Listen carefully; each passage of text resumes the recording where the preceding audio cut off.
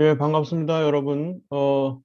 3주 만에 다시 뵈는데, 이 수요 공부가 왠지 상당히 어색한 느낌이 들고, 좀, 어, 그렇습니다. 우리 3주 만에 다시 공부를 이제 재개하게 되는데, 오늘은, 우리 지난번 그 방학 끝나고 나서 시작할 때, 그때 루터에 대해서, 우리가 함께 그저 간략하게 나눈 바가 있는데, 오늘은 우리 칼빈 선생에 대해서 좀 여러분들이 아마 그동안에 이 칼빈에 대해서 뭐 이렇게 저렇게 이제 많이 접하고 또 얘기도 듣고 하셨으리라고 보는데 이분에 대한 이분의 약전이나 삶이나 혹은 교회에 끼친 영향이나 뭐 이런 부분에 대해서 구체적으로 공부해 본 바는 없으리라 그런 생각이 듭니다. 우리 그전에도 말씀드렸지만 우리 한국 교회의 일반 우리 성도들을 향한 교회의 가르침이 이 교회 역사에 대해서 너무나 많이 부실하고 또 그것을 무시하는 경향이 굉장히 많았고 그런데 우리 교회 역사다라고 하는 것이 결코 그저 무시해도 될 만한 그런 것이 아니고 어, 우리에게는 아주 구체적으로 중요한 그런 가르침들을 주는 그런 부분이다라는 것을 좀 다시 한번 말씀을 드리고 오늘 1시간 동안 그저 우리 잠시 좀 많이 부족할 겁니다만 함께 나누는 그런 시간을 갖도록 하겠습니다. 우리 잠시 같이 기도하겠습니다. 거룩하신 하나님 아버지 은혜를 감사합니다. 3주간 동안 저희가 방학을 했다가 오늘 다시 수요 공부 시간을 맞이했습니다.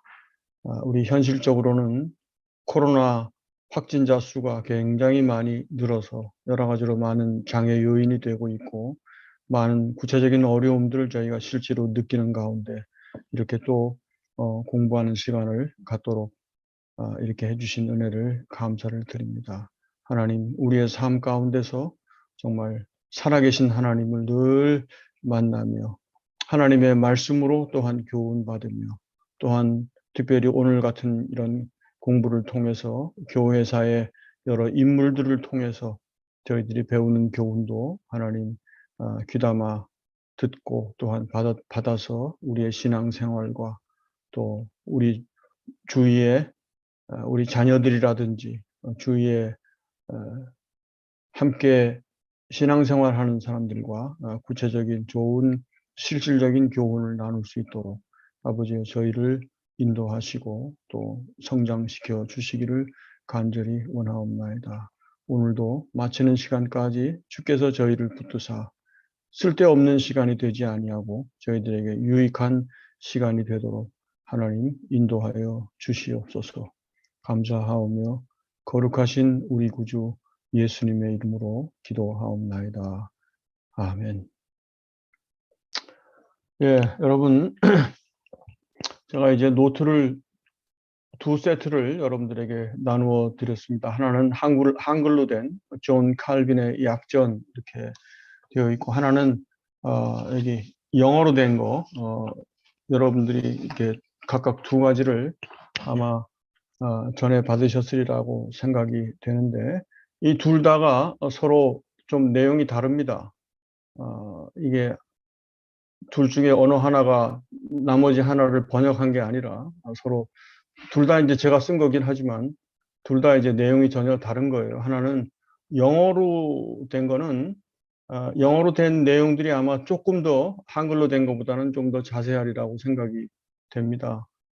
영어로 된 거에 대해서는 제가 설명이 좀 필요한데 제가 2014년에 그러니까 지금부터 한 8년 전쯤이죠. 2014년에 필리핀 마닐라에 있는 우리 한국 선교사님이 창립하시고 또 운영하시는 임마누엘 신학교라고 현지인 그 주로 이제 현지 필리핀 아이들 20대 뭐 20대 초반 이런 학생들이 모여서 그저 신학교를 운영을 하는 그런 선교사님이 계셨습니다. 근데 이제 그분이 저한테 연락이 돼 가지고 와서 일주일 동안 집중 강의를 해 주실 수 없느냐.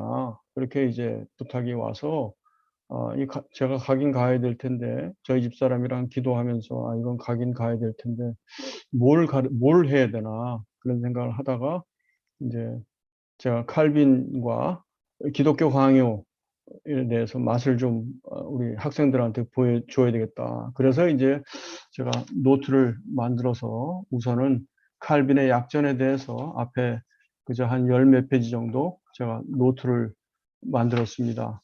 그래서 영어 노트가 훨씬 더 그 신학교 학생들을 위한 거라 좀 더 자세하고, 거기에 이제 보면 뭐 인용문 같은 거 보면 거기 출처, 레퍼런스도 거기에 찾아볼 수 있도록 제가 그렇게 다 적어놨고, 그래서 영어로다가 이렇게 좀 만들어 놨는데, 그리고 나서 우리 이제 한국 그 성도들을 위해서 지난번에 제가 루터에 대해서 간략하게 쓴 그 루터 전기를 한글로 쓴 거를 아마 여러분들이 이게 나눠드린 바가 있는데, 그런 것처럼 칼빈에 대해서도 좀 이렇게 소개하는 이런 글을 좀 그 필요하지 않겠나. 그래서 그거를 쓰려고 저 나름대로 이제 그것까지도 생각하고 여기 포맷을 이제 영어로 이렇게 쭉 잡아놨는데, 아직까지 못 쓰고 있습니다, 전혀.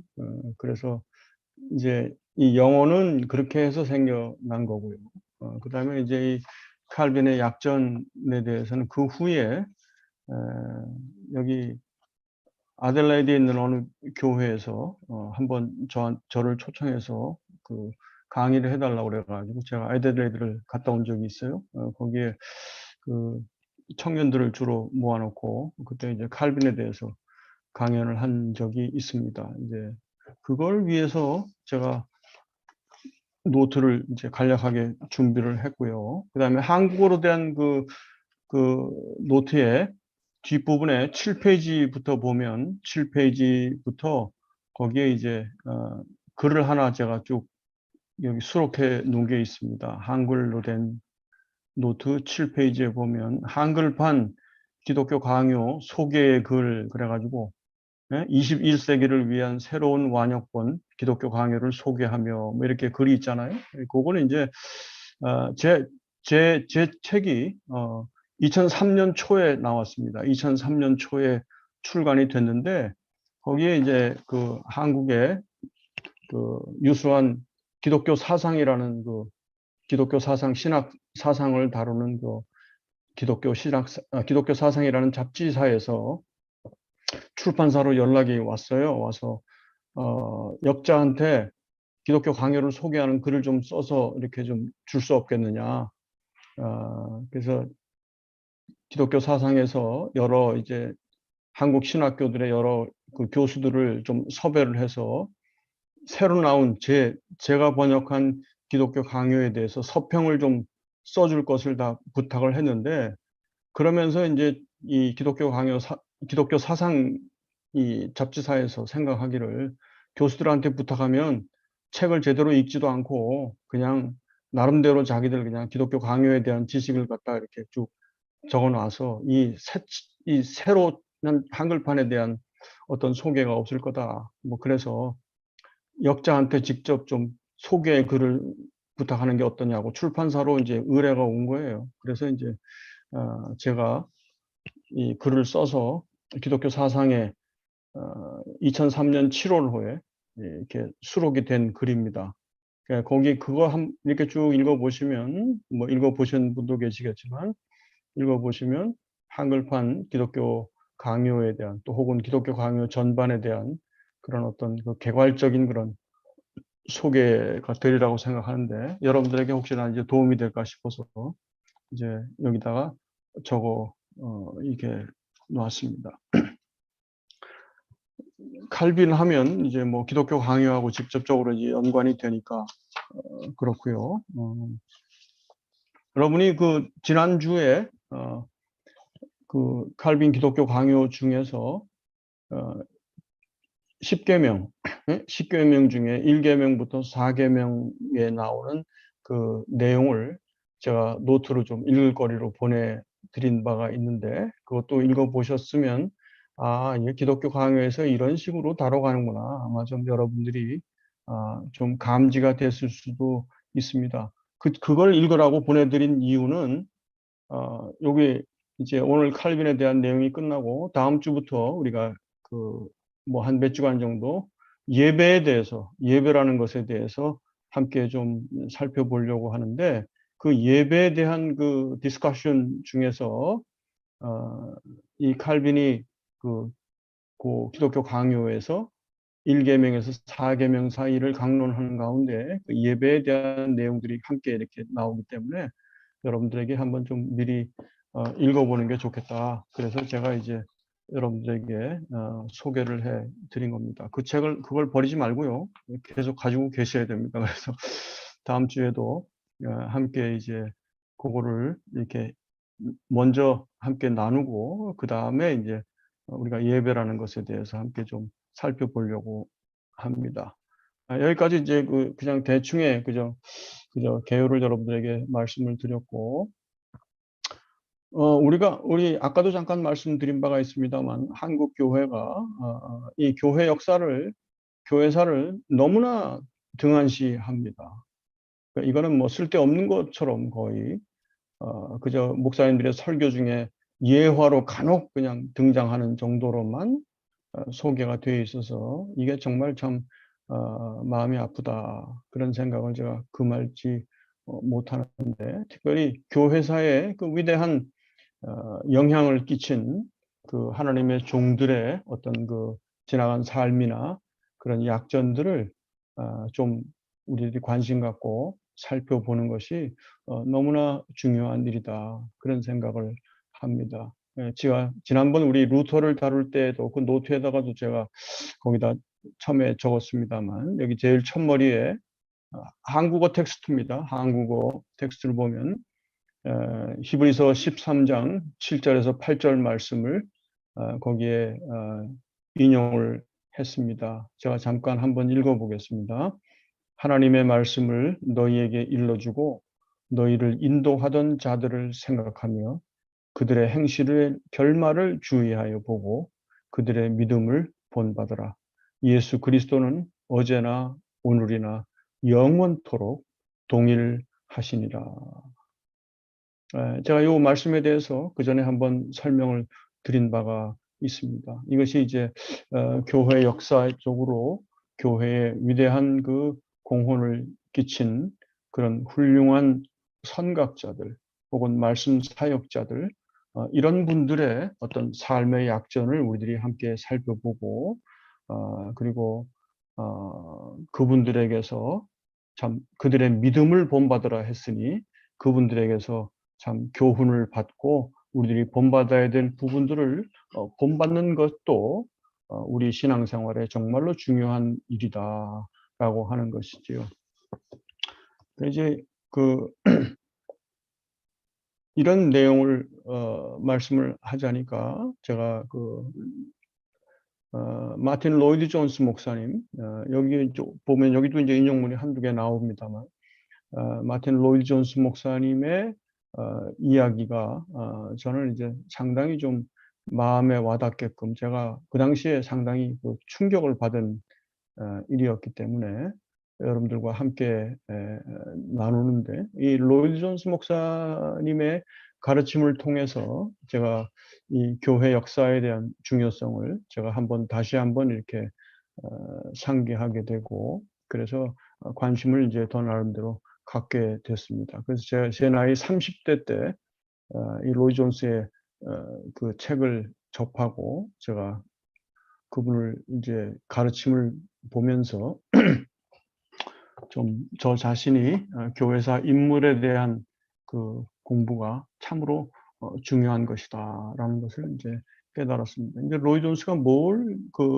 목회자들한테, 특별히 설교하는 사람들에게 그걸 신학생들에게 강조를 하는 거 하니, 성경 본문을 공부하는 것이 무엇보다 중요하고, 정말로 거기에 성경 공부와 그다음에 신학 공부, 신학교를 졸업했다고 해서 끝난 게 아니라 꾸준히 계속해서 신학을 읽고 공부하고 미진한 부분들을 계속 채워 나가야 된다라고 하는 그런 가르침이 있었고, 그것과 아울러서 교회 역사에 대한 공부가 중요하다라는 것을 그분이 강조했습니다. 그러면서 그분이 강조하는 것 중에 교회사의 그 위대한 인물들을 공부하는 것이 정말로 값지고 귀중한 일이다라고 말씀을 하면서 또 뭐라고 얘기를 하는 거 아니? 20세기에 들어와서는 그야말로 괄목할 만한 교회 스승들이 굉장히 많이 사라졌다. 그래서 20세기가 되기 전, 그러니까 19세기 이전에 어, 교회 역사에 참 위대한 공헌을 끼친 교회 역사의 인물들, 그 인물들을 철저하게 공부하는 것이 굉장히 중요하다. 그래서 그분들의 삶을 보라는 것이죠. 삶을 공부해야 된다라는 것이죠. 그러면서 전기를 읽으라고 그렇게 그러니까 그게 이제 신학생들에게 하는 강연 중에서 나오는 얘기입니다. 근데 전기를 읽어야 한다. 근데 전기를 읽는데 뭐 100페이지, 200페이지짜리 이렇게 얇은 거 읽지 말고 아주 두꺼운 거 적어도 400페이지, 500페이지 넘는 그런 전기를 읽어야 그 전기 속에서 위대한 스승을 만날 수가 있다는 거죠. 그런 스승들을 만나서 그분들도 똑같이 오늘날 그 우리 교회에서 겪는 사람들의 경험과 똑같은 경험들을, 똑같은 어려움들을 늘 이제 겪어 나가게 되는데 그분들의 그 삶을 배우는 것이 그걸 통해서 우리에게 주는 값진 교훈들이 너무나 많다라고 하는 것을 들어서 제가 이제 그때 작정을 하고 나도 이 목사님의 가르침을 좀 따라 봐야 되겠구나. 그래서 이제 그다음에 저도 이제 여러분들의 전기를 이제 없는 돈에 사다가 모으고 그러면서 또 읽고 그랬고 그 가운데 제가 이제 저에게 가장 참 말하자면 감동을 주었던 전기는 뭐냐 하면 마틴 로이드 존스 목사님의 전기였습니다. 그분 자신에 대한 전기였어요. 그분 자신이 제가 한국 갔을 때 어떤 분이 한글로 번역된 거를 저한테 이제 한번 선물을 했는데 그 뒤로 이제 시드니에 와 보니까 그 이후에 그분의 전기가 또 나왔는데 그분의 전기가 전부가 아니고 40대까지 전기가 1권이고요. 40대 이후의 전기가 또 2권으로 또 나와 있었는데 그 2권만 영어 텍스트로 부피가 얼마냐면 800페이지가 넘어요. 그런데 저는 그게 하나님의 아주 놀라운 그 인도하심이었다. 그런 생각이 드는 게 제가 그 책을 그야말로 거금을 들여가지고 여기서 구해가지고 그다음부터 읽기 시작하는데 그거를 제가 손에서 띄지를 못했습니다. 그래서 어디를 가든지 제가 항상 들고 다녔어요. 그 두꺼운 거를. 그걸 들고 다니면서 예를 들어서 뭐 우리 집에 아이가 아파가지고 병원에 가잖아요. 그럼 기다려야 되잖아요. 거기서. 앉아서 그 책 앉아서 펴놓고 그거 앉아서 보고 있고. 왜냐하면 그걸 책을 놓을 수가 없었습니다. 그 안에 얼마나 귀한 그런 교훈들과 그 은혜로운 또 그분이 삶의 구비구비에서 겪었던 일, 어떻게 그 사람들에게 처방을 해줬던 일들, 뭐 이런 얘기들이 아주 시시콜콜하게 거기에 적혀 있어서 그분이 저한테는 아주 위대한 그 책이 어떤 하나의 길잡이의 아, 하나였다 하는 그런 생각을 지금도 갖고 그러면서 물론 이제 로이 존스를 뭐 이렇게 우상시하는 것은 아닙니다. 이제 저는 이제 누구를 우상으로 생각해서 막 그분을 쫓아가는 이런 성향이 아니기 때문에 뭐 그런 경향은 없지만 그러나 정말로 저는 굉장한 그런 어떤 제 그 이전과 그 이후에 어떤 생각하는 방향이나 이런 것들이 많이 달라졌는데 그게 이제 로이 존스의 전기가 저에게 미친 영향이 있고요. 그다음에 이제 뭐 그다음에 이 칼빈의 전기도 저희 집에 지금 뭐 칼빈 전기가 8권 가량 있습니다. 영어로 된 건데 전부. 이거 하나하나가 정말도 귀중한 건데 제가 다 읽지는 못했어요. 중간중간 뭐 이렇게 보고. 그다음에 조나단 에드워즈의 전기도 제가 두 권을 다 완독을 했고, 그다음에 루터의 전기, 뭐 이렇게 전기들을 읽으면서 너무나 너무나 귀중한 그런 교훈들을 받았다는 것이죠. 그래서 여러분, 난 뭐 그저 평신도인데 뭐 그거까지 읽을 필요가 내가 뭐 있나. 하지만은 여러분들에게 읽을 수 있는 그런 시간과 또 읽을 수 있는 능력과 영어 능력이 있으면 더 뭐 더할 나위 없이 좋고요.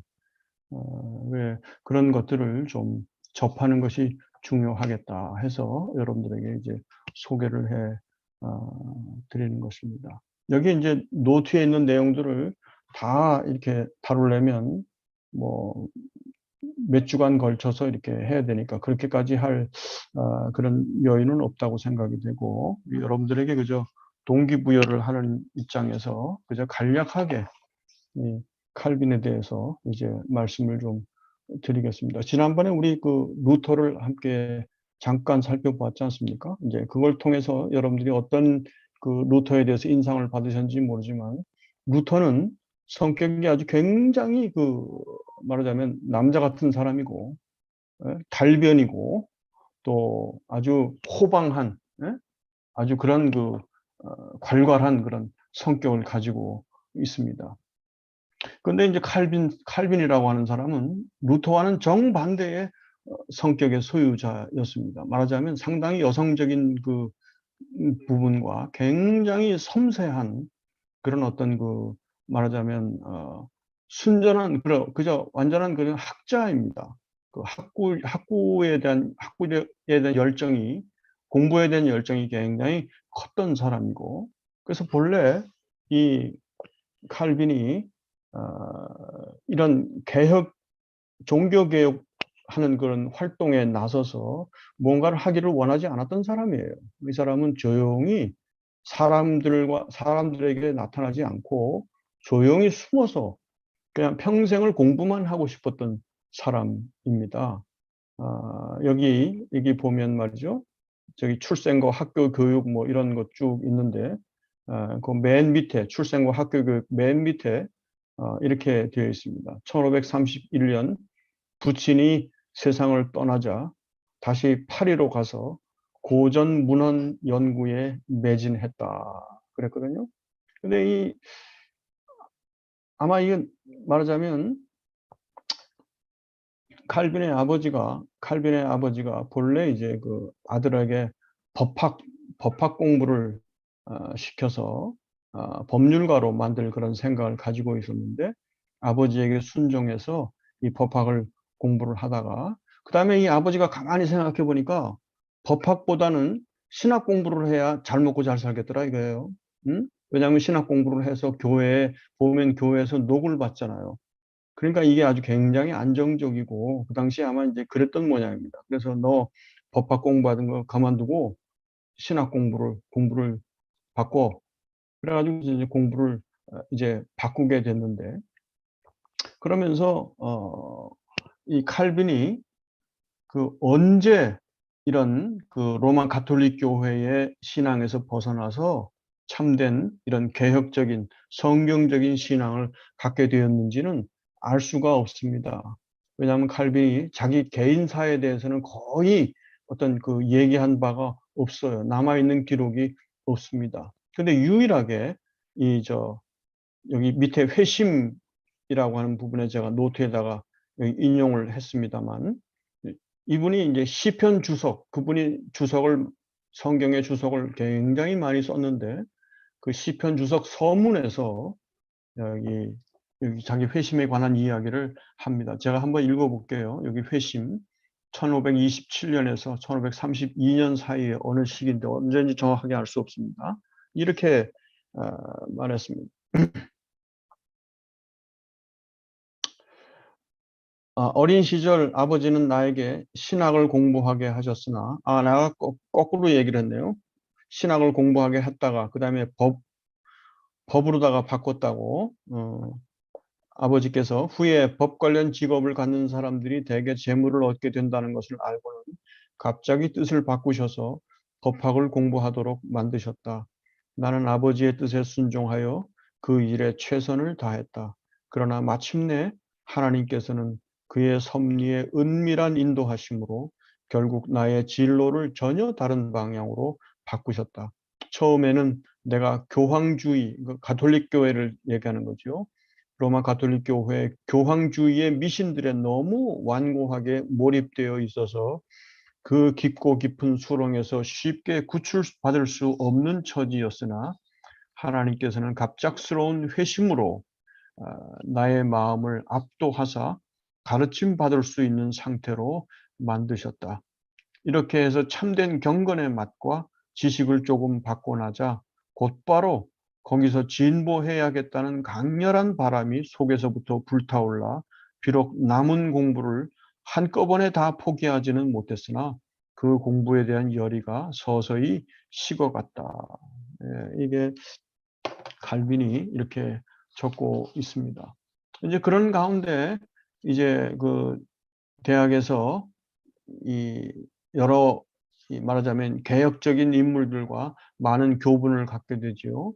그 가운데 여기 밑에 도피생활과 기독교 강요라는 그 3번이 있습니다. 3번에 보면 제일 첫 번째 1533년 7월 친구, 이게 친구라고 하는데 나이가 훨씬 많아요. 8살 위인데 니콜라 코비라고 하는 이 사람이 파리 대학교 개강 설교를 했는데 이 개강 설교의 내용이 가톨릭 교회 당국에서 볼 때 이거 완전히 루터파의 그런 메시지로 가득 차 있어서 이 니콜라 꼽이라고 하는 사람을 당국에서 체포 명령이 내려졌습니다. 근데 이 사람이 쓴 말하자면 강의한 그 노트를 보니까 노트의 필적이 이 칼빈이 쓴 거하고 같다. 뭐 이런 얘기가 있어가지고 칼빈까지 몰려가지고 막 이제 당국의 그 추적을 받게 되는 그런 상황이 돼서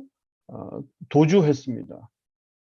파리에서 도망해가지고 이제 어디로 은거를 하도록 도망을 하게 되는데 이때 이제 한 가지 그 일화가 도망을 하면서 도피를 하면서도 칼빈이 한 일이 뭐였냐 그랬더니 도망을 하는 가운데서도 히브리서 공부를 놓지 않고 계속 했다. 뭐 이런 얘기가 있어요. 그러니까 하나님의 말씀에 대한 그 열정과 그것을 공부하고자 하는 그런 간절한 그런 마음이 굉장히 컸다라는 것을 보게 되지요.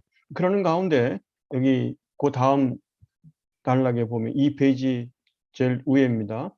앙굴렘의 호의적인 귀족 루이 두틸레라고 하는 사람의 집에 5개월 동안 은거했는데 그 집에 가서 보니까 그 집에 고서고 옛날 그 고전 그 교회 스승들의 가르침들이 막 그 있는 그런 서고가 꽉득 차 있어서 거기에서 이 옛날 어거스틴을 비롯해서 여러 교회의 스승들의 글들을 접하게 되고 그 5개월 동안 은거하는 동안에 또 굉장히 많은 그런 공부를 거기서 또 이제 하게 되는 것이지요.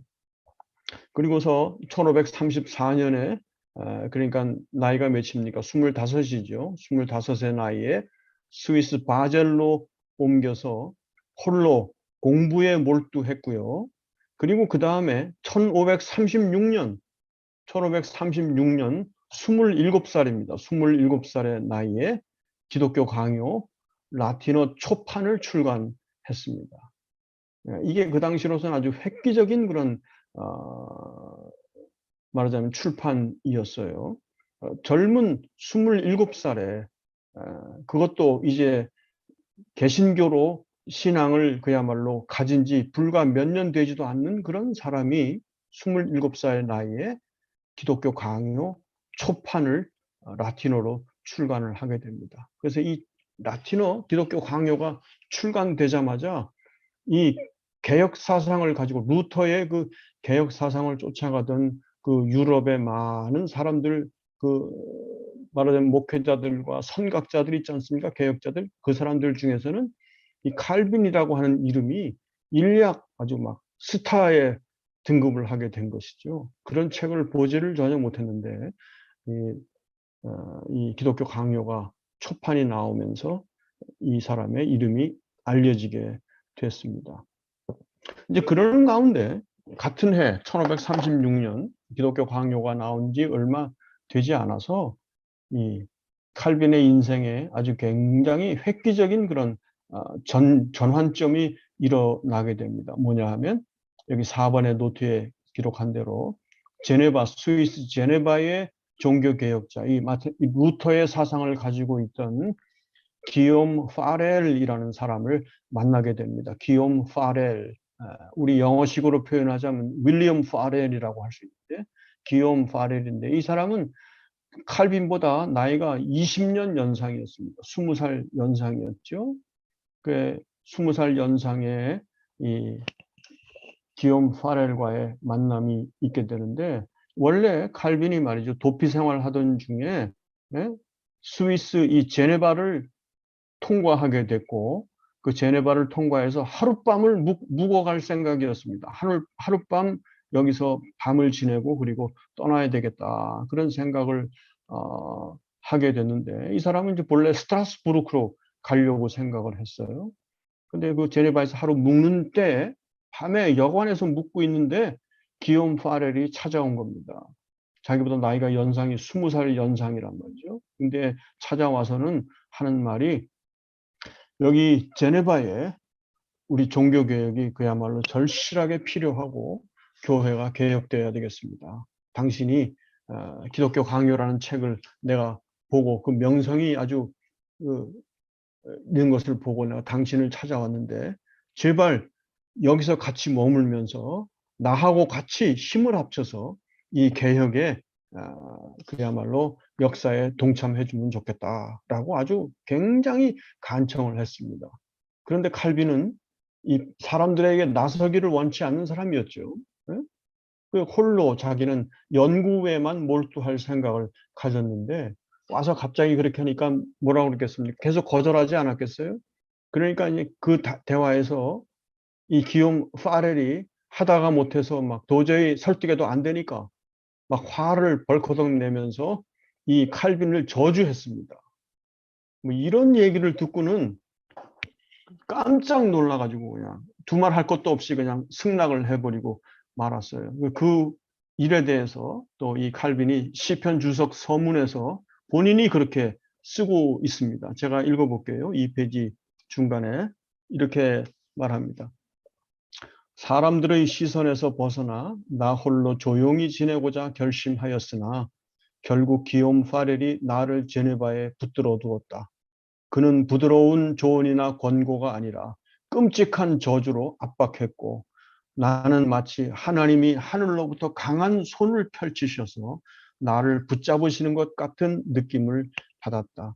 파렐은 복음이 전진하는 일에 대해 놀라운 열정으로 불타 있었는데 그가 갑자기 내게 나타나 온 신경을 곤두세우며 나를 붙들어 두려 한 것이다. 홀로 조용히 공부를 하며 살아가는 쪽으로 이미 마음을 정했다는 나의 말을 들은 다음 아무리 간곡히 청해도 전혀 소용이 없다는 것을 알게 되자 그는 내게 저주의 말을 퍼부었다. 이렇게도 상황이 위중한 때에 정말 절박한 심정으로 도움을 구하는데 이런 간곡한 청을 끝내 외면하고 물러가려 한다면 그렇게 조용히 연구에 몰두하고자 하는 그대의 계획에 하나님이 저주를 내리시기를 원합니다. 이 저주의 말을 듣게 되자 나는 공포에 질려서 당장 여행을 중도에 포기하고 말았다. 이 기욤 파렐이 와서 강권하는 그런 그 권고에 못 이겨서 결국은 칼빈이 승낙을 하고 제네바에 머무르게 됩니다. 그러니까 하룻밤이 있다가 갈 건데 이것이 그 다음에는 그의 평생을 좌우하게 되는 그런 결과를 이제 낳게 되는 것이죠. 그런 다음에 그래서 이제 그 다음에 제네바에서 이제 일을 시작합니다. 1536년부터 그런데 제네바에서 파렐과 함께 이 사람이 처음에 리더로 강사죠. 강사로 목사로 사역을 하면서 교회의 실질적인 삶과 그 교회 운영을 성경의 가르침에 따라서 개혁을 하도록 그렇게 시도를 했고, 특별히 성찬 문제에 대해서 굉장한 그런 비중을 두고 그것을 진지하게 고민을 하는 가운데 그것을 거룩하게 시행해야 한다 하는 것을 위해서 노력을 했습니다. 그런데 결국은 파렐과 이 칼빈이 동시에 제네바 시 당국자들한테서 배척을 당합니다. 그래가지고 불과 2년도 채 안 돼서 1538년 4월 23일 날 제네바에서 추방됐습니다. 그 기욤 파렐도 그렇고 칼빈도 그렇고 쫓겨났단 말이에요. 쫓겨나서는 본래 가려고 했던 스트라스부르크로 가게 됩니다. 스트라스부르크에는 어떤 사람이 있었는고 하니 그 다음 노트에 기록되어 있습니다만 종교개혁자 마틴 부처라는 우리 한국 사람들한테는 별로 알려져 있지 않고 저도 이분의 실질적인 저작을 읽어본 일은 없습니다. 제가 몇 년 전에 한 십수년 전에 제가 시드니 영락교회에 있을 때 한국에서 장로의 신학교에서 어떤 교수님이 한번 교회를 방문했어요. 그래서 이제 그분을 만나서 제가 성함도 잊어버렸는데 그분을 만나서 대화를 하는 중에 들어보니까 그분의 전공이 마틴 부처 전공이라고 그래요. 그래서 독일서 마틴 부처를 전공했다 그러면서 저하고 이제 제 기독교 강요를 번역한 것도 다 알고 계시고 그래서 당신 같은 분이 한국에 오셔야 된다라고 저한테 계속 광고했던 그런 기억이 나는데 그분이 이제 마틴 부처를 전공했다고 하는데 아직도 부처에 대한 저작들이 한국어로 나온 건 제가 접하지 못했습니다. 근데 이 마틴 부처와 함께 같이 있으면서 그분의 도움으로 좀 자신의 연구 생활을 좀 보장받고자 하는 그런 마음으로 스트라스부르크로 돌아갔죠. 그래서 갔는데 그 마틴 부처가 또 칼빈을 그냥 내버려 둔 게 아니라 여기 프랑스에서 스트라스부르크로 도피해가지고 모여있는 교인들이 한 500명 있다는 거예요. 그 500명 되는 프랑스 그 개신교 난민들을 위해서 좀 설교하고 그분들을 가르치는 일을 맡아달라. 그래서 거기서 설교하는 일들을 그 다음에 스트라스부르크에서 계속 하게 됩니다. 그리고 나서 그 다음 해에 1539년에 기독교 강요 2판을 출간하게 됩니다. 이 칼빈이 얼마나 그 근면한 분인지 정말 알 수가 있습니다. 제가 19세기에 스코틀랜드의 어떤 그 사역자 중에 찰스 브리지스라는 분이 있는데 그분의 책을 이렇게 보다가 보니까 그분의 얘기가 칼빈은 교회 역사상 가장 근면한, 가장 부지런한 사역자 중에 한 사람이었다라고 그렇게 말을 하는 것을 들었습니다. 얼마나 부지런했는지 제가 좀 이따가 여러분들에게 소개를 해드리고 도록 하고 여러분 어떻습니까? 이게 1536년 제네바에 갔다가 붙잡히지 않았어요? 그리고서는 가서 무슨 개혁하는 일을 시작을 했으니까 얼마나 또 바빴겠습니까? 사람들을 만나고 늘 바쁘고 그러는 가운데 거기서 또 쫓겨났잖아요.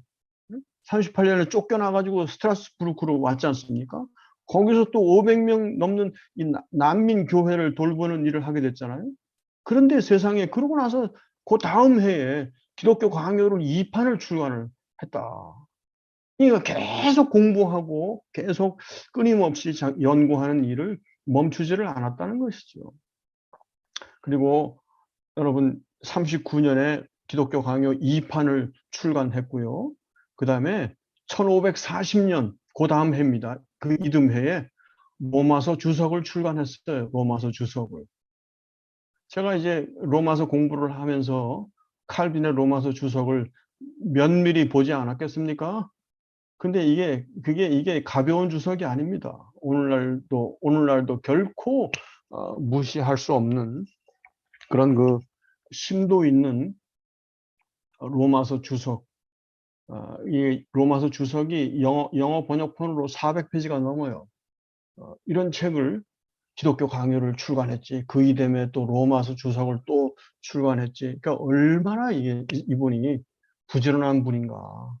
정말 하나님을 위해서 아주 열정적으로 자기의 모든 것을 다 드렸던 그런 분이었다라는 것을 우리가 알 수 있습니다. 저만 해도 말이죠. 얼마나 게으른 사람인지 모릅니다. 굉장히 게을러요. 웬만하면 그냥 아무것도 안 하고 그냥 가만히 앉아있는 이런 체질의 사람인데, 하나님이 그래도 저에게 은혜를 주셔서 저로 하여금 여러 책들을 접하게 하시고, 그리고 공부를 하게 하시고 번역을 하게 하시고 이런 일도 하셨는데, 뭐 저는 도무지 이런 이분들의 어떤 그걸 따라갈 수가 없을 정도로 아주 놀라운 그런 열정으로 사역했던 분입니다.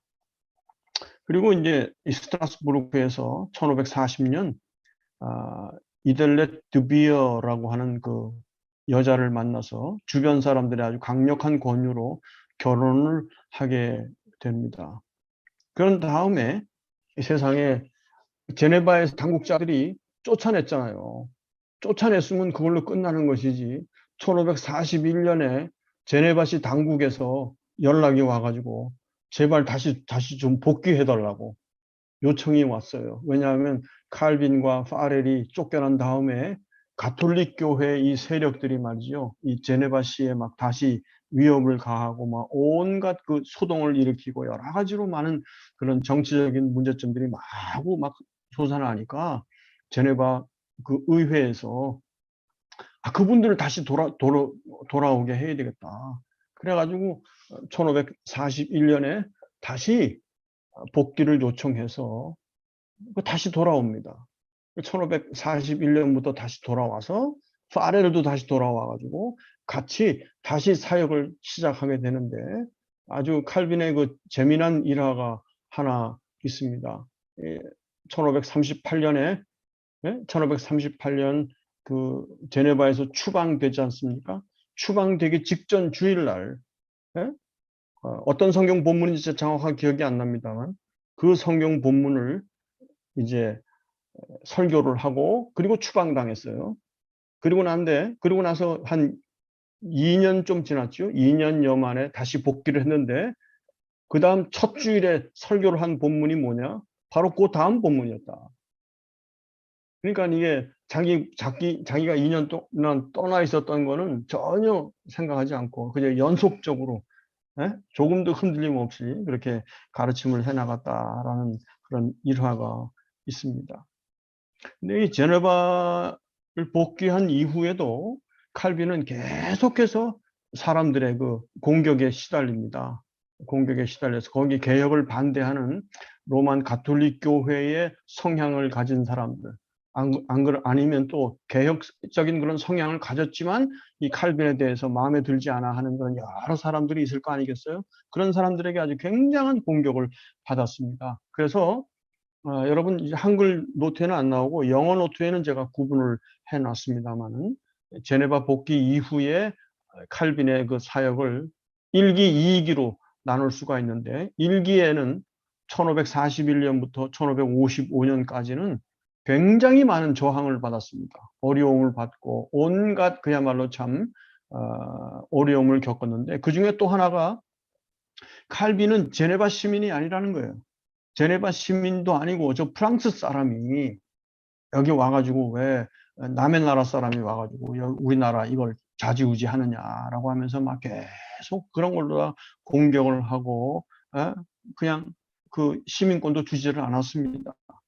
그런데 1559년에 가서 비로소 제네바의 시민권을 획득하게 되고 제네바의 시민이 된다 하는 것을 우리가 이제 보게 되는데, 처음에는 그렇게 굉장히 많은 그런 그 갈등을 겪고 굉장한 어려움을 겪습니다. 그러다가 1555년부터 1564년 마지막 소천할 때까지 9년, 마지막 9년 정도를 실질적으로 제네바에서 의회로부터 많은 사람들에게 아주 굉장히 많은 그런 본격적인 그런 그 지원을 받게 되고 후원을 받아서 그때에 이제 칼빈이 그 했던 일 중에서 아주 중요한 일 중에 하나가 뭐냐면 제네바 아카데미라고 하는 신학교를 세운 것입니다. 제네바 아카데미, 여기 3페이지 윗부분에 있습니다. 3페이지 윗부분에 세 번째 단락에 보면 제네바 아카데미 신학교를 1559년에 설립을 하게 되고, 제네바 아카데미의 설립을 통해서 수많은 이런 지도자들이 양성이 되는 것이죠. 그 중에 이제 유명한 사람들, 교회 역사에 아주 말하자면 큰 족적을 남긴 그런 사람들 몇 사람을 제가 여기 실례를 들면, 존 낙스, 여러분들 그 존 낙스를 들어보셨는지 모르겠습니다만 스코틀랜드의 그 위대한 종교 개혁자입니다.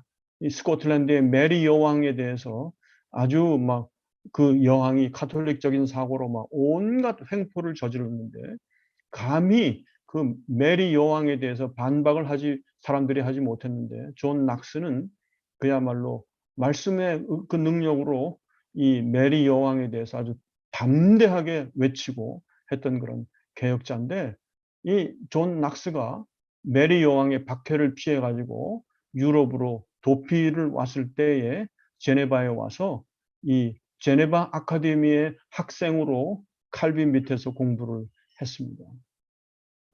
그리고서는 이 제네바의 교회를 향해서 이 존 낙스가 뭐라고 얘기했냐면, 이 세상에서 가장 거룩하고 가장 순결한 교회의 모습을 여기서 보았다. 뭐 이렇게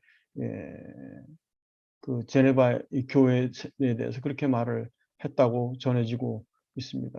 스코틀랜드의 종교개혁자 존 낙스가 여기 출신이고요.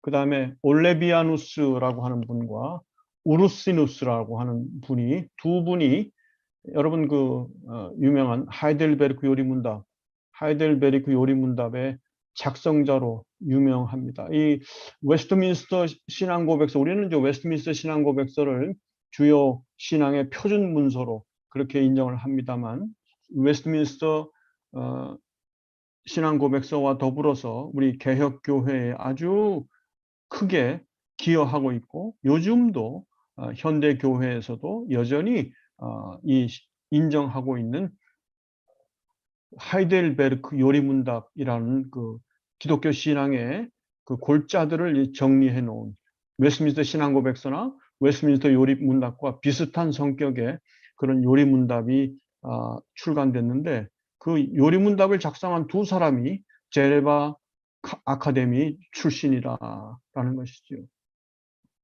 제가 이제 하이델베르크 요리문답 우르시누스가 직접 이제 설명한 하이델베르크 요리문답 해설집이라고 하는 그 책을 제가 또 한글로 번역을 했습니다. 그 책이 한 700여 페이지 정도 되는데, 그 책도 이제 한국 교회 신학생들에게 혹은 목회자들에게 많이 지금도 읽히고 있습니다만, 그래서 이제 우르시누스 그럼 저는 상당히 친숙하게 받아들입니다. 이분 개인적으로는 잘 모르지만.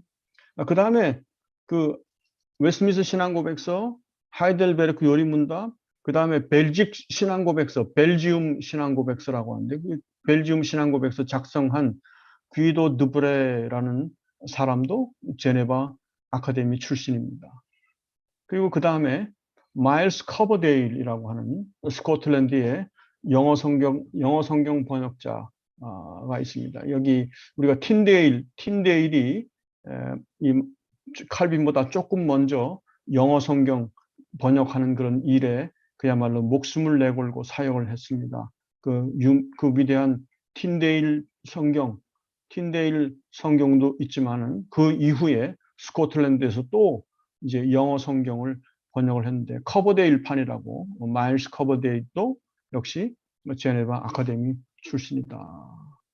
그 다음에요, 우리가 이제 많은 사람들이 선교와 관련해서 이 칼빈 선생에 대해서 잘못 이해하는 부분이 많습니다. 소위 칼빈주의자들, 하나님의 주권을 주장하다 보니까 이 선교에 혹은 전도하는 일에 힘을 쓰지 않는다, 뭐 이런 식으로 매도하는 경향이 많아요. 그런데 칼빈의 전기를 보면요, 칼빈이 얼마나 선교에 그야말로 관심을 집중했느냐 하는 것을 우리가 볼 수 있습니다. 그 뒤에 나오는데 프랑스어권의 교회를 설립하는 일을 후원하고 그 다음에 거기에 목회자들을 파송하고 그 다음에 문서를 배포하는 그런 일에 굉장한 노력을 기울였습니다. 그래서 여러분 프랑스에 이 제네바 아카데미 출신 학생들을 보낸 것이지만은 프랑스에 여러분 그 당시에 무려 1,300여 명의 선교사를 파송했다. 프랑스에다. 그래서 이때 파송을 받아서 프랑스에 가서 선교 활동을 했던 사람들이 굉장히 많고요. 그래서 칼빈의 영향력에 힘입어서 1560년까지 100개 이상의 지하 교회들이 세워지고요. 그 다음에 1562년에는 지하 교회들이 2150개, 다 합치면 개신교 신자들이 300만이 넘는 신자들로 발전하게 된다. 이게 어떻게 말하자면 하나님께서 칼빈이라고 하는 이 한 사람을 사용하셔서 이런 놀라운 역사가 일어나게 되고요. 그 다음에 보세요. 사역자들을 파송하는데 이탈리아, 헝가리, 폴란드, 독일, 네덜란드, 잉글랜드, 스코틀랜드, 그 다음에 심지어 브라질에까지 훈련된 사역자들을 파송했다. 여러분 그 당시에 그 제네바에서 말이죠. 유럽에서 브라질까지 그 얼마나 거리가 뭡니까? 거기까지 브라질까지 훈련된 사역자가 파송을 받았다는 거예요. 그러니 여러분 칼빈 자신을 선교와는 관계없는 전도할 줄 모르는 자기들만이 뭐 진짜 신앙을 가졌다고 늘 자랑하는 교만한 사람이다. 이렇게 해서는 안 되겠고 정말로 이런 하나님의 주권을 믿는 사람들이라면 우리 모두가 다 이 선교 사역의 중요성을 깨닫고 거기에 그야말로 헌신하는 것이 정말 필요하다라는 것을 우리가 이 칼빈의 약전을 통해서도 볼 수가 있습니다. 실제로 칼빈 이후에 19세기 이후에 세계 선교의 그 역사가 열리게 되는데요. 세계에서 오늘날 이름이 선교사로서 이름을 남긴 수많은 선교사들 중에 거의 대부분이 칼빈주의자들입니다. 알미니안주의자들이 선교를 많이 했을 것 같지만 결코 그러지 않고 현대 선교의 아버지라고 일컬어지는 그 인도의 갑자기 그런 말 하니까 생각이 안 나네. 그 인도의 선교사. 제가 갑자기 그럴 때가 많아요. 이 노트에 써놓지 않으면 얘기하기 전까지는 알았는데 잊어버리는 그런 경향이 자꾸 생기더라고요. 그 현대 선교의 아버지라고 하는 그 인도의 선교사가 있습니다. 그분도 철저한 칼빈주의자고요. 그 다음에 여러 뭐 헨리 마틴 또 그 다음에 아도니람 젖슨 그 다음에 그 미국의 그 데이빗 브레이너드 뭐 이런 사람들 전부 다 철저한 칼빈주의자다. 우리들이 혹여 잘못 알고 있는 그런 내용들이 굉장히 많습니다. 그리고 또 칼빈이 한 일 중에 여기 1560년, 60년 칼빈의 후원으로 제네바에 있는 제네바의 신학교의 그 학자들이 영어 성경을 출간을 했습니다. 그걸 제네바 바이블이라고 그렇게 얘기를 하는데 이 성경이 말이죠. 1620년, 그로부터 약 한 60년 후지요. 1620년 메이플라워호의 사람들을 통해서 아메리카로 건너가게 됩니다. 그래서 그 아메리카 청교도들을 통해서 이 제네바 바이블이 널리 사용되고 그 청교도들의 그 말하자면 교회 사역과 모든 데 아주 굉장한 영향을 미치게 되는 그런 결과가 이제 나타나게 됩니다. 근데 그렇게 이제 사역을 하는 동안 이제 칼빈이 그야말로 눈코 뜰 새 없이 바쁜 그런 아까 이제 찰스 브리지스는 가장 근면한 설교자라고 그렇게 말을 했는데 이분이 이제 그 얘기를 하면서 칼빈이 말이죠. 1년에 강의, 신학교에서 강의하고 하는 그런 여러 종류의 강의죠. 성경 강의입니다.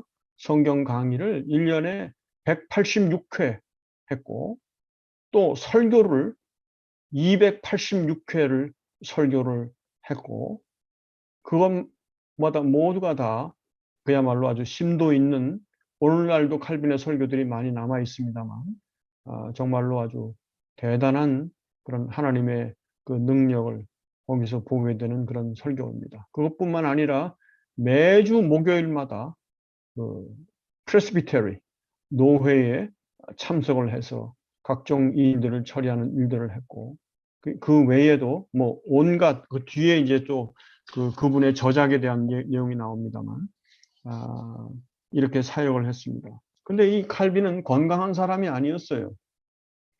여기 보면 칼빈이 온갖 병들을 다 안고 있는데, 말년이라고 7번 거기에 제가 적어놨습니다. 기관지 천식, 폐병, 소화불량, 두통, 담석증, 치질, 열병 등으로 인해서 걸어다니는 병원이라고 불렸다고 합니다. 워킹 호스피털이라고 이렇게 불릴 정도로 늘 몸이 아픈 사람이었죠. 1564년 2월 6일 날 마지막 설교를 했고, 같은 해 1564년 4월 25일 유언장을 받아쓰게 하고, 유언장의 밑에 내용이 있습니다. 제가 읽지는 않겠습니다. 그 다음에 같은 해 5월 27일 날 54세의 일기로 그의 후계자 시오도 베이자의 품에 안겨서 소천하셨습니다. 마지막 남김이 시편 79편 5절, 오 주여 어느 때까지니까. 이게 무슨 의미인지 정확하게 알 길이 없지만, 이 오 주여 어느 때까지니까 라는 이 말로 마지막 말을 남겼다고 합니다. 근데 이제 이 칼빈이 자기의 무덤이 겉으로 드러나는 것을 원치를 않았습니다. 그래서 시신이 겉으로 드러나지 않도록 매장을 해달라고 칼빈이 유언을 했기 때문에 땅 속에다 그냥 파묻고 아무것도 흔적도 남기질 않았어요. 그래서 이제 칼빈의 무덤이 어딘지 도무지 알 길이 없다. 이렇게 오늘날까지 알려지고 있습니다. 근데 칼빈의 저작들 중에서 저작 사역을 굉장히 많이 했는데요. 아까도 말씀했습니다만 교회 역사상 아주 가장 근면한 분이었고 가장 탁월한 저자 중에 한 사람이었는데, 1년에 평균 1000페이지, 1000페이지의 책을 저술을 했다. 성경 주석, 제가 이제 칼빈 주석 전체를 다 가지고 있습니다만, 영어판으로 다 가지고 있습니다만, 이 칼빈 주석 하나하나가 오늘도 결코 무시할 수 없는 그런 아주 정말로 오늘날 학자들에게 있어서도 존중을 받는 그런 책들이고요. 구약과 신약 성경 거의 모든 책을 저술을 했습니다. 구약에서는 여기 창세기 여호수아, 그 다음에 시편 주석, 그 다음에 모든 예언서, 에스겔서 일부분을 빼놓고 주석을 썼고요. 그 다음에 신약에서는 요한 2서, 요한 3서, 요한 계시록을 빼놓고 나머지 모든 책들의 주석을 다 저술을 했습니다. 그 외에도 각종 논고, 논쟁서, 그 다음에 서신, 편지, 그 다음에 요리문답, 그 다음에 교회 정치 관련한 글들 비롯해서 모두 4,000편 정도가 출간이 되었습니다. 그 중에서 이제 가장 그 칼빈의 그 유명한 저서가 기독교 강요지요. 근데 이 기독교 강요가 한 번 출간하고 끝난 것이 아니라 1536년부터 1559년 라틴어판 최종 결정판이 1559년판인데 나오기까지 계속해서 이거를 개정하고 증보합니다. 그래서 마지막 1559년판 기독교 강요는 처음에 초판 1536년 판보다 그 분량이 6배 정도로 늘어났어요. 6배 정도로 이제 늘어났습니다.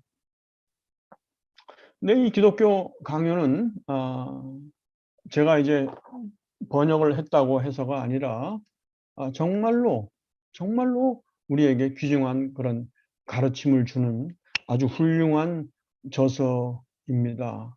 기독교 강요가 뭐 굉장히 뭐 복잡한 막 그런 어떤 심도 있는 아주 깊은 신학자들만이 알 수 있는 그런 무슨 아주 그런 고매한 그런 사상을 가르치는 것이 아니고, 특별히 이제 신학생들을 위해서 신학을 공부하는 학도들이 성경의 진리의 그 내용들을 좀 일목요연하게 정상적으로 잘 이렇게 체계적으로 그걸 공부할 수 있도록 도와주는 하나의 안내서의 역할로 이 기독교 강요를 이제 저수를 했습니다. 근데 이제 이 기독교 강요의 내용에 대해서 그래서 제가 여기다 노트에다 썼는데, 여러분 제가 기독교 강요에 대해서 노트 그 뒤에 8페이지를 한번 좀 봐주시기 바랍니다. 여러분 노트 8페이지, 제가 쓴 글 중에 있는 내용을 한번 읽어보려고 하는데, 8페이지에 맨 윗 부분에 제가 읽어보겠습니다.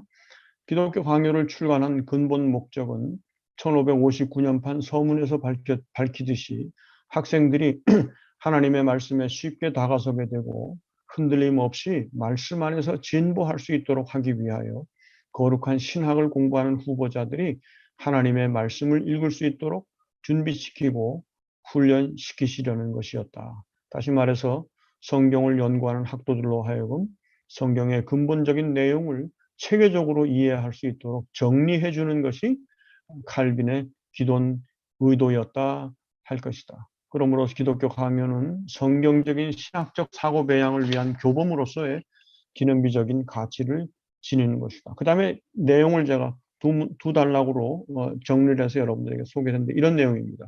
1559년 최종 완결판 기독교 강요는 모두 4권으로 이루어졌으며 사도신경의 기본 순서를 따르고 있다. 1권은 성부 하나님, 2권은 성자 하나님, 3권은 성령 하나님, 4권은 교회를 다룬다. 1권에서는 하나님을 아는 지식의 문제로부터 논의하며 하나님의 본성을 다루며 하나님의 창조와 특히 그의 형상대로 지음받은 인간에 대해 논의하며 그리고 창조 세계에 미치는 하나님의 섭리의 통치를 다룬다. 2권에서는 먼저 인간의 타락, 인간에게 미치는 죄의 결과, 그리스도의 필요성, 율법의 중요성과 의의, 신구약 성경의 유사점과 차이점을 다루며 마지막으로 그리스도의 위격과 그의 구원 사역을 다룬다. 3권은 그리스도의 은혜를 받는 길을 다루는데 믿음과 중생, 회개를 스콜라 신학자들의 중세 신학자들의 논리와 대비하여 해명하고, 이어서 그리스도인의 삶, 값없는 칭의, 그리스도인의 자유, 기도에 대해서 다루고 마지막으로 하나님의 영원한 선택의 문제와 최후의 부활을 다루어 나간다. 그리고 마지막 4권에서는 그리스도의 교회를 논의하면서 주로 중세 교회의 잘못들을 하나하나 제시하며 올바른 성경적인 교회관을 제시해 나간다. 교회의 권징, 서원, 성례의 문제들을 다루며 마지막으로 국가의 통치에 관한 성경적 자세를 제시한다. 이게 이제 간략한 그런 내용이 되겠습니다. 그래서 이 기독교 강요를 이렇게 사용하게 되는데, 저는 이제 직접 읽고 직접 이제 번역한 사람으로서 제 책에 대해서 여러분 소개하려고 하는 게 아니라 이 기독교 강요의 귀중한 그런 가치에 대해서 여러분들에게 좀 말씀을 좀 드리려고 합니다. 저는 이제 저의 스승님이 계신데, 과거 이제 신학교 다닐 때 저에게 이제 가르치셨던 아주 훌륭한 목사님이 계셨는데, 지금은 벌써 뭐 소천하신 지 오래됐습니다만, 최낙재 목사님이라고 웨스트민스터 소요리 문답 강론을 또 쓰기도 하셨습니다. 최 목사님이 저에게는 상당히 아주 훌륭한 스승으로 지금도 제가 기억하고 그분에 대해서 감사한 그런 마음을 갖고 있습니다만, 그분은 저한테 이제 고백을 하면서 말씀하기를 자기는 1년에 한 차례씩 꼭 기독교 강요 영어판, 배틀스판이라고 1961년에 나온 영어판 기독교 강요를 1년에 한 차례씩 꼭 완독을 한다고, 그러면서 매해마다 계속 기독교 강요를 읽어오고 있다. 그렇게 말씀을 하면서 제가 이제 기독교 강요를 번역한 제 책을 보고 아주 저에게 전화를 달라고 한번 요청을 하셔서 제가 전화를 드렸더니 한국 교회를 위해서 정말로 큰 일을 했다고, 그러면서 이제 제가 이제 그분한테 칭찬을 받은 일이 과거에 있습니다. 근데 이 기독교 강요는 정말로 귀중한 책입니다. 그래서 여러분들이 꼭 다 이렇게 하나씩 하나씩 좀 그렇게 읽어 가셨으면 좋겠다. 그리고 아까도 제가 서두에 말씀드렸습니다만 출애굽기 20장 이후에 10계명, 1계명부터 4계명에 대한 칼빈의 기독교 강요 안에서 그 4계명을 해설하는 부분 제가 여러분들에게 제 번역을 그대로 이제 발췌해가지고 여러분들에게 나눠드렸는데 한번 읽어보시면 이게 기독교가 이런 거로구나 좀 알 수 있을 거라고 생각합니다. 제가 이제 과거에 만났던 젊은 청년들, 지금은 뭐 그 중에서 50대도 있고 40대도 있고 뭐 다 그렇습니다만 제 제자들 중에서 이제 기독교 강요를 다 읽고 그야말로 참 굉장한 그런 교훈을 얻었다고들 얘기를 하는 그런 제가 이야기들을 지금도 듣고 있습니다. 아마 우리 신앙생활에 어떤 말하자면 틀을 잡아주는 그런 어떤 아주 결정적인 그런 책들이 좀 필요한데 기독교 강요가 그 중에 하나가 아닐까 그런 생각을 제가 해봅니다. 저 나름대로 여기 좀 노트에다가 썼습니다만 제가 만 2년 동안 2001년, 2002년 한국 월드컵 축구로다가 엄청나게 막 난리치고 할 때 저는 이제 골방에 앉아가지고 기독교 강요 번역을 하고 있었어요.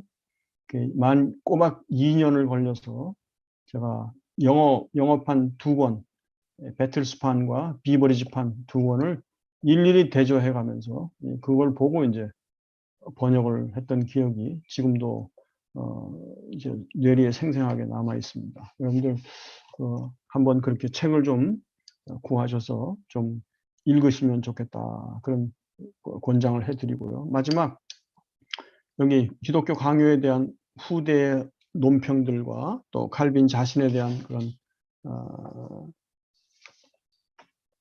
논평들을 읽고 시간이 많이 지났으니까 마치도록 그렇게 하겠습니다. 여기 제가 노트를 4페이지 보십시오. 4페이지 밑에 부분에 윌리엄 커닝햄이라고 하는 스코틀랜드의 위대한 신학자는 칼빈의 기독교 강요는 역사상 가장 중요한 신학 저작으로서 신학의 주제들에 대해 지성적인 사람들의 사고에 간접적으로 가장 크고 가장 유익한 영향을 미쳐왔다. 벤자민 워필드 프린스톤의 위대한 칼빈주의 신학자였습니다.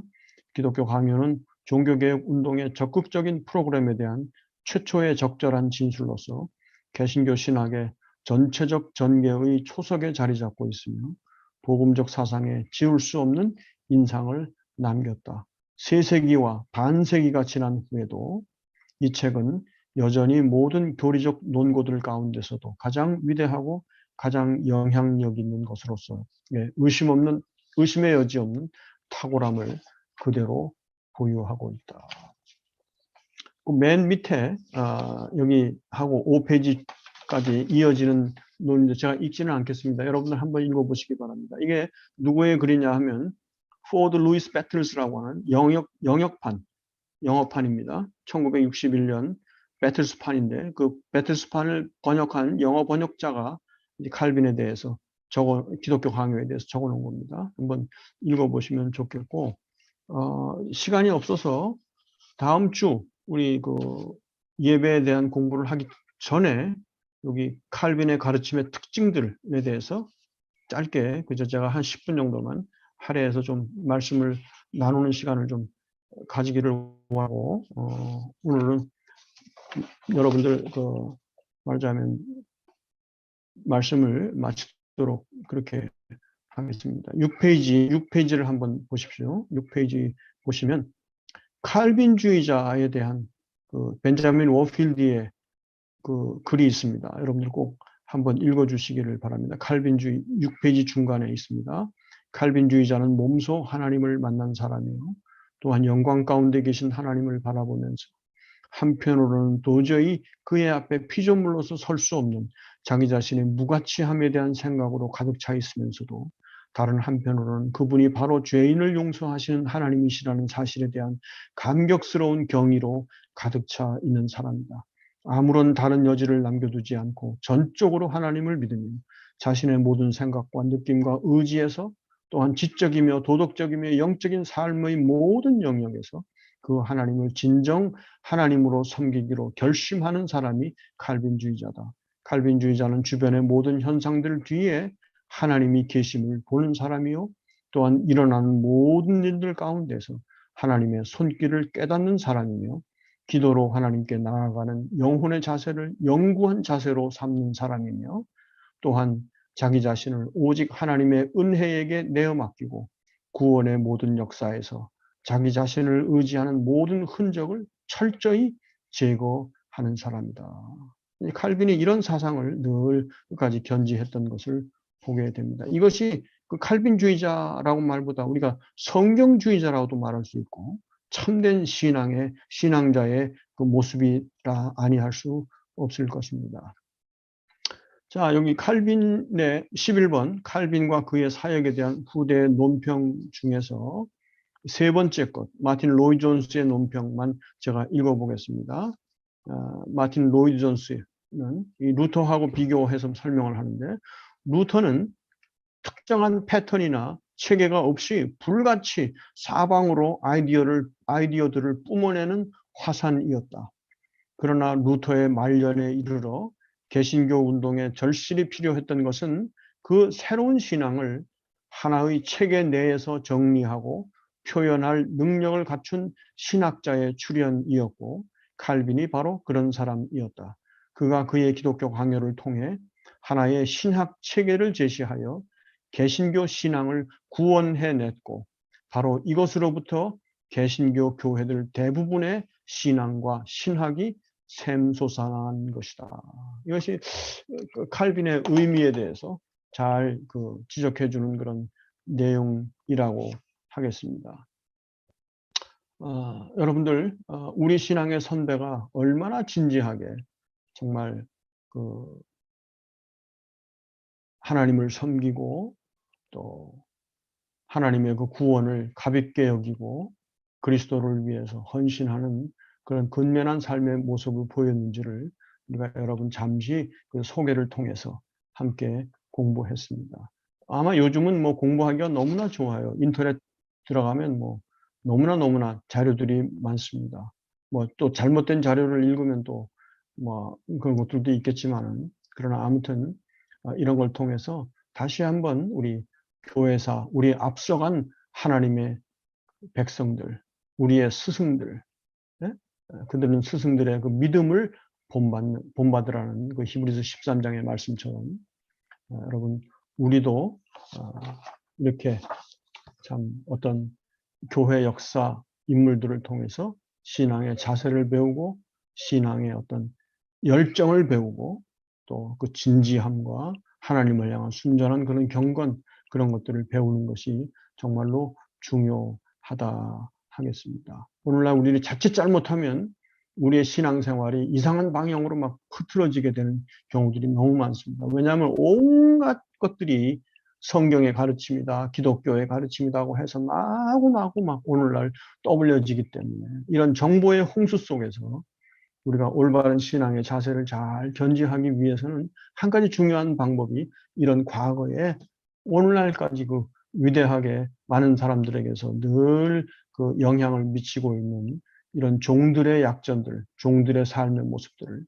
좀 배우고 공부하고 내 자신도 그분들의 삶을 따라가는 그런 어떤 실질적인 공부의 자세가 우리에게 필요하지 않을까.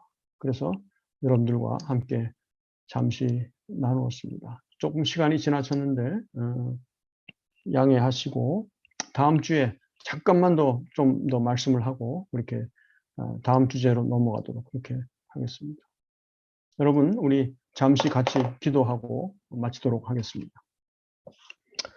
거룩하신 하나님 아버지, 은혜를 감사합니다. 오늘 저희들이 이렇게 교회 역사 인물 중에서 칼빈을 공부하는 이런 특별한 시간을 함께 가졌습니다. 하나님, 우리들이 이분들을 통해서 놀라운 하나님의 역사를 바라보며 이분들이 보여준 그 믿음의 모범을 우리들이 잘 쫓아서 정말로 좌우로 치우치지 아니하고 정말 하나님의 말씀에 그 집중해서 하나님의 말씀의 진리를 향하여 모든 것을 다 드리고 하나님의 진리의 말씀을 추구하며 쫓아 나아갔던 그 놀라운 신앙의 모범들을 우리들이 잘 본받을 수 있도록 축복하여 주시옵소서. 오늘도 주께서 저희와 함께 하신 은혜를 감사하고 거룩하신 우리 구주 예수님의 이름으로 감사하며